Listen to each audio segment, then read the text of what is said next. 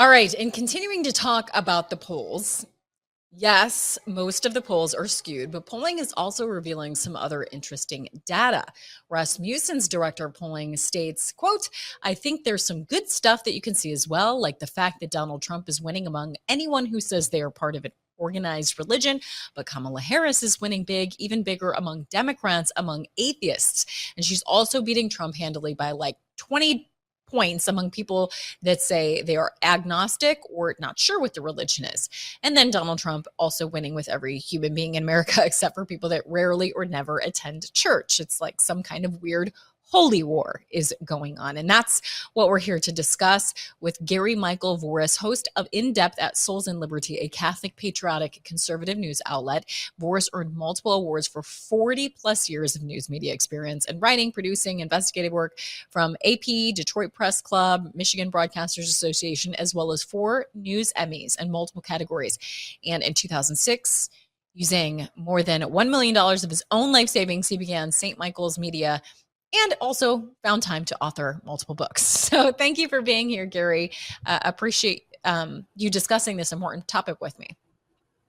Thank you very much, Kristi. Thank you for having me on. And just before we begin, if you allow me a second to say thank you and your crew for all of their work for spreading the truth and trying to, reinstitute natural virtue and religious virtue back into the American bloodstream. And the same goes for all of your supporters and viewers. God bless them as well.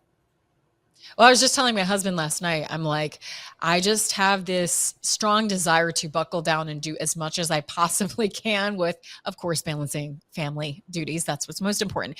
But just Yes. with how close we are to this election and knowing how important it is and knowing that if Harris secures a win, then forget it. I might as well just hang up the hat. I don't think we're going to be able to speak freely anymore, or that people will necessarily have access to opposing viewpoints. And that's really, really what I think is at stake in this election, is not only freedom of speech, but when it comes down to it, as we've said, this is a spiritual battle.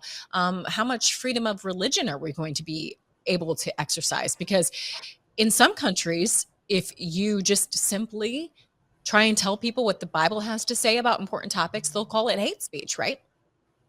Yep, absolutely. I mean, I think one of the things to remember here is that what's really being gone after behind the scenes, and probably not even to any conscious, any conscious level of acknowledgement, even on the part of Harris and Obama and that whole crowd. I mean, they are pawns in a demonic game to crush Christianity.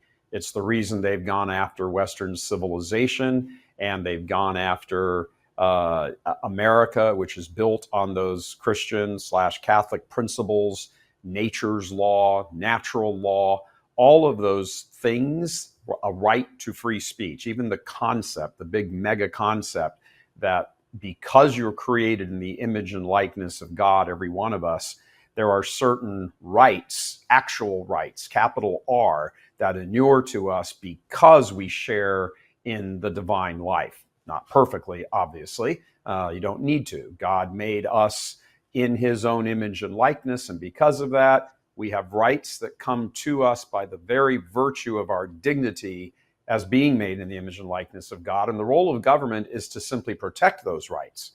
What we have now is a government, as we've seen throughout history, a government that wants those rights to not be viewed as God-given. So they attack the idea of God. They attack the idea of religion. They have infiltrated institutions all over the Western world for the last century to shake those foundations and rattle those foundations, and eventually, have those foundations, shake and rumble enough so that the entire structure falls down. Why?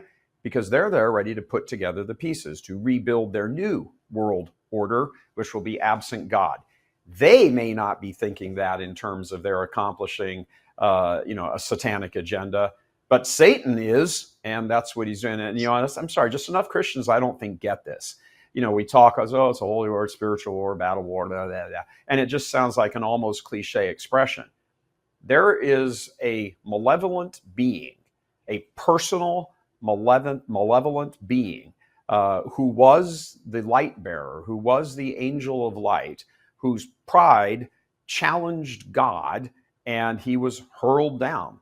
We know this by St. Michael. We know this. Christ himself says it in the Gospel of Luke. I saw Satan fall like lightning from the sky. That's not an idea. It's not a notion. It's not an ideology. It's a real historical event. And it happened. And then if you fast forward from Luke's Gospel to the Apocalypse of St. John, he says, "Woe to you, earth and sky, for the devil has come down to you in great fury, for he knows his time is short."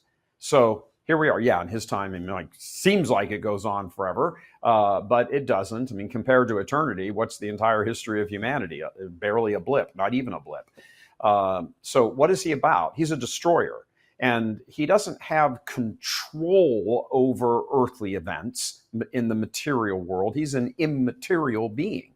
So he has to operate through the material world. Well, how does he do that? Well, he gets control of people, or enough influence, not control, that would be possession. But although I'm not quite so sure these guys aren't possessed, but he has significant influence over them in their minds and their thoughts and their ideas. And he destroys morality and intellect and will. He had slowly erodes in it until they're all of a sudden just in his camp, and they may not even realize it. I mean, I don't think, I've said before, I don't think, Michelle and Barack have like a statue of Baphomet in their basement that they go secretly offer, incense to every night. They don't need to. Although they may. He doesn't. They might.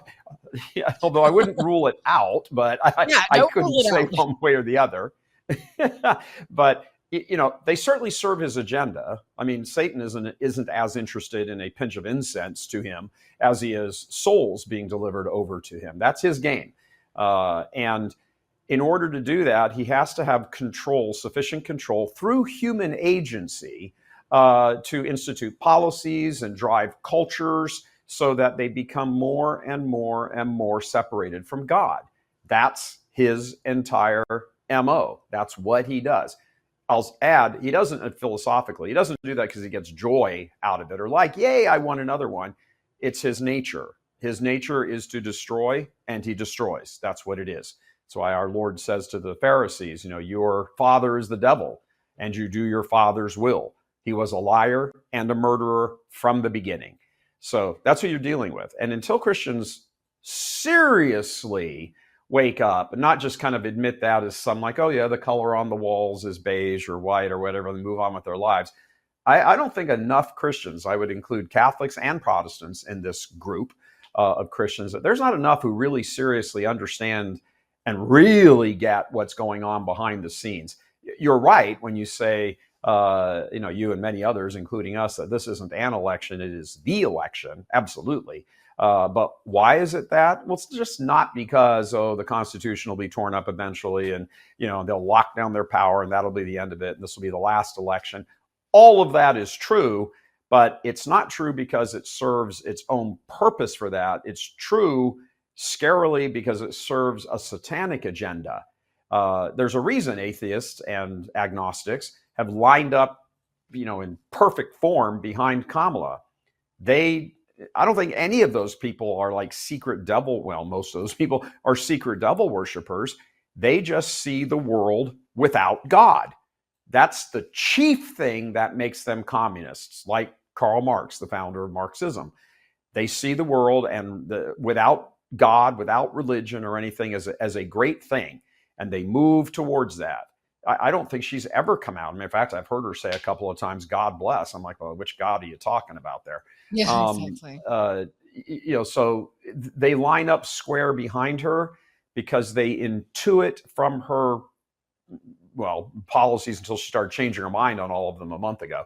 They intuit behind her policies is a world absent God, where parents don't have any rights over their children, all of that, name it, all of it, across the board. There's no freedom of religion, no freedom of speech, there's censorship rules the day. They will be the determiners of what's misinformation and what's not, all of that.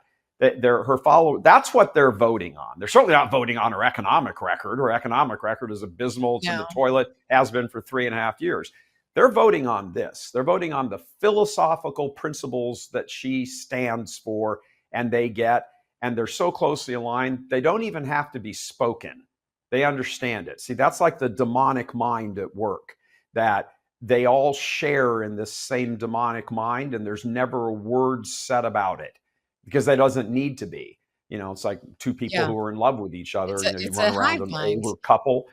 Yeah, they run each other. They read each other's minds. They've just been around each other so long, and they're so simpatico with each other. Older married couples that actually had a good marriage and stuff. They finish each other's sentences. Their minds are one. That's what God meant when He said, the man and woman get married, and the two become one flesh. It's just not a reference to sexuality. It's a reference to sort of a union of souls. Also, well, that same thing's going on over there.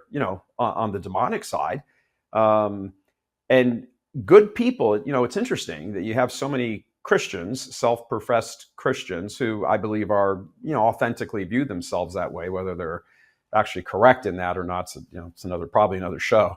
But why have they lined up behind Trump so strongly? Why are Well, and then that's what I was evangelicals going so strongly? to move into next with you, is because as long as we're Yeah. having the spiritual battle conversation, then I need to be the devil's advocate for a moment. And there is a large group of Christians that are very angry that Trump gets any evangelical Christian support because they point to his life. You were just talking about the core attribute of Satan being pride, the original sin, and I think we can all agree that Trump carries himself with plenty of pride. And so what kind of pushback do you give? And I can tell you what I give when I hear those arguments, but what kind of pushback do you give when you hear those arguments? Well, how can you be a Christian and be for Trump though? How do you respond to that? Well, my first sort of glib but essential truth in it would be he's not running for Pope, he's running for president. Is God capable? On the one side, you have a side committed to the demonic. That's it. That immediately, if you're a Christian, excludes them.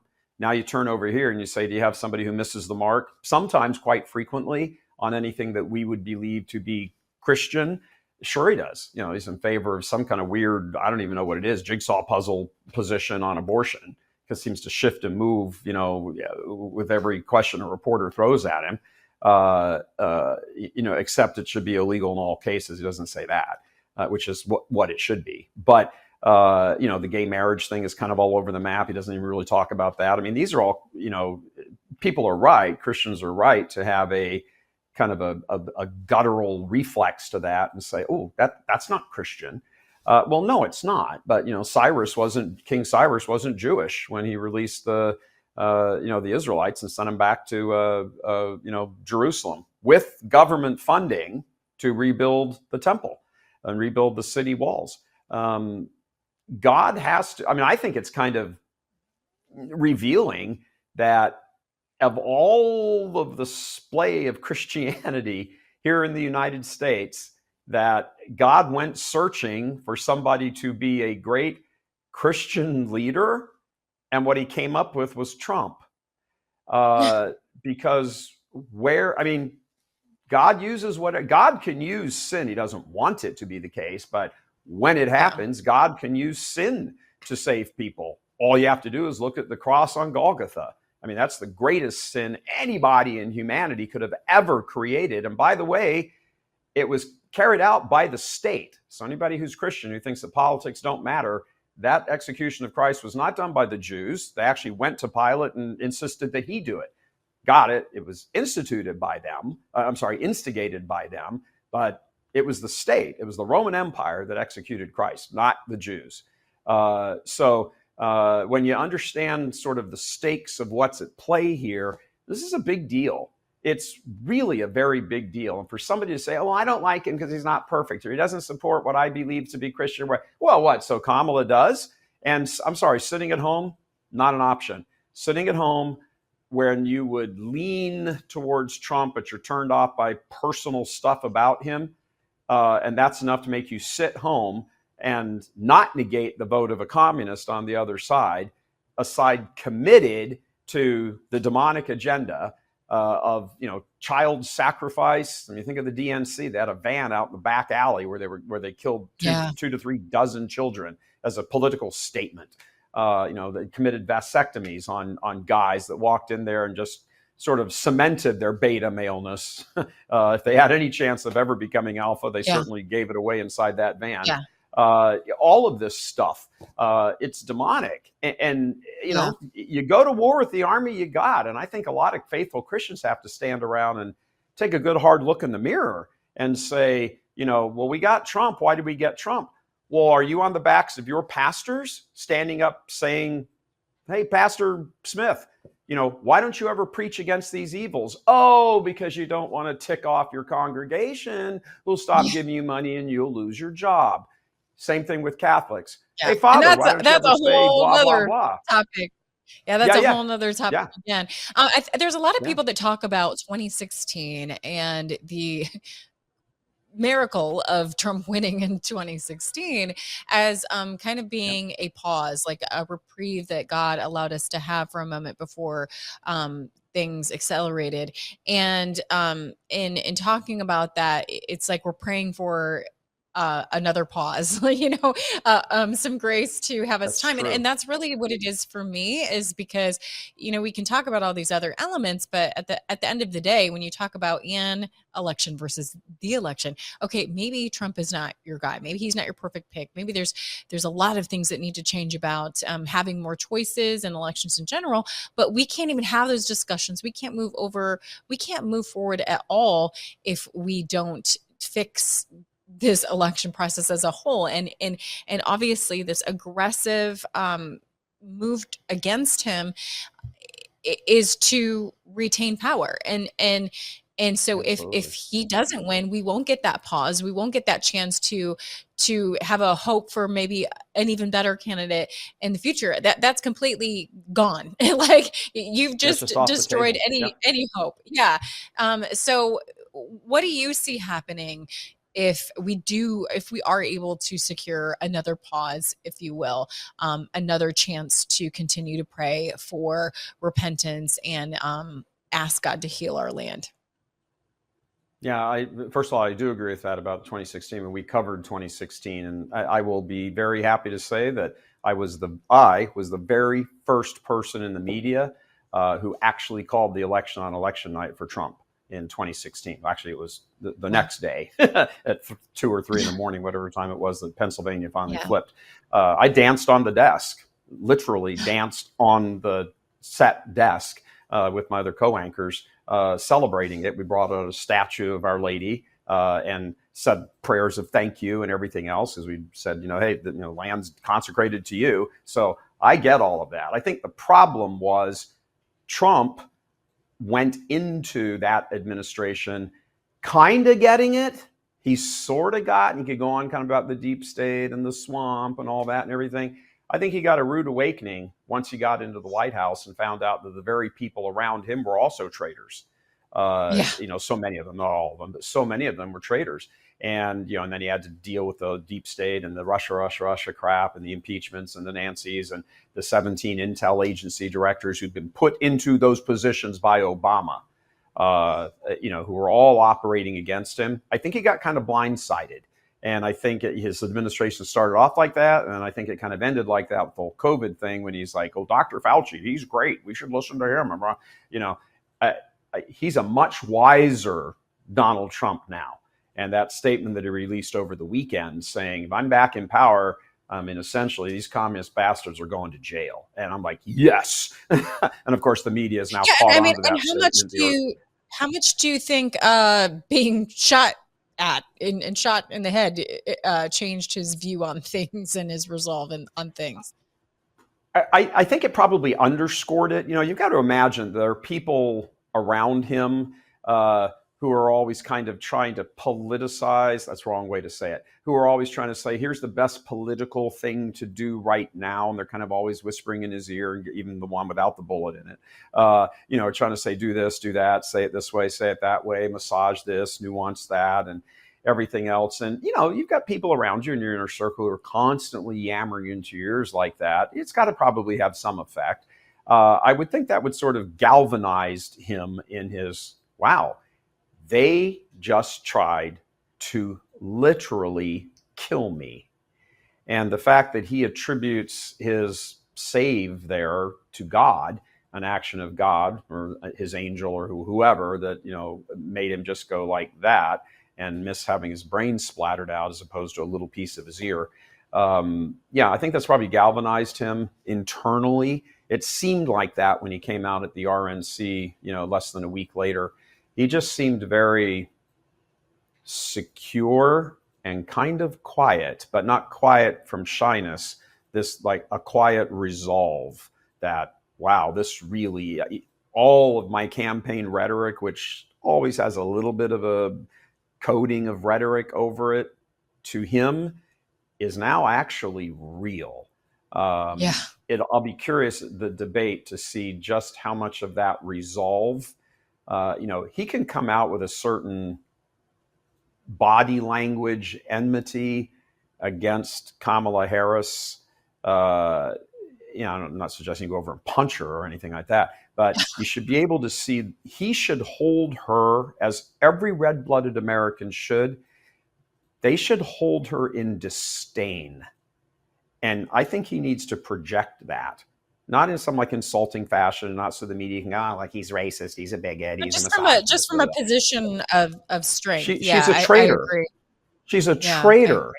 And he's right. If he wins, I was kind of disheartened about a month and a half or 2 months ago. I said, our revenge is going to be success. I'm like, no.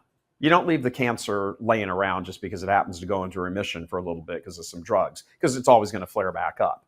You need to arrest them and put them in prison for the rest of their life, or follow the precept of what the Constitution says you do with people who are found guilty of treason. You got to pull out the weak. America because they hate God. They need to go. And that's the bottom line. And that's what we've been talking about. And unfortunately, we're out of time now, Gary, but I want to make sure that people know where they can watch your show. How do we watch it and when? Go to soulsandliberty.com, because we're in the material and the immaterial world. Immaterial, obviously, souls. Liberty is how we exercise that freedom here on earth in the material world. Soulsandliberty.com, soulsandliberty.com. We have a great show in depth. I'm the host of it. We always have great people on with all kinds of incredible insights and all of that, with great articles, the whole bit. We are 100,000%, if such a number exists, 100,000% like you guys are, committed to the truth. And remember, that's ultimately what they want to kill. They want to kill it on a political sense of the truth in the material world. But behind them is Satan, who knows that Jesus Christ is the truth. And in his insane pride, he thinks he can kill the truth. Good luck, boy. But in the meantime, the battle plays out here in the material world. Yes. Awesome. Well, I encourage people to check it out, watch and take up as much as you can while you can, because we have no idea what's coming down the pike. Well, thank you, Gary Voris, and we look forward to having you back. Thank you, Kristi.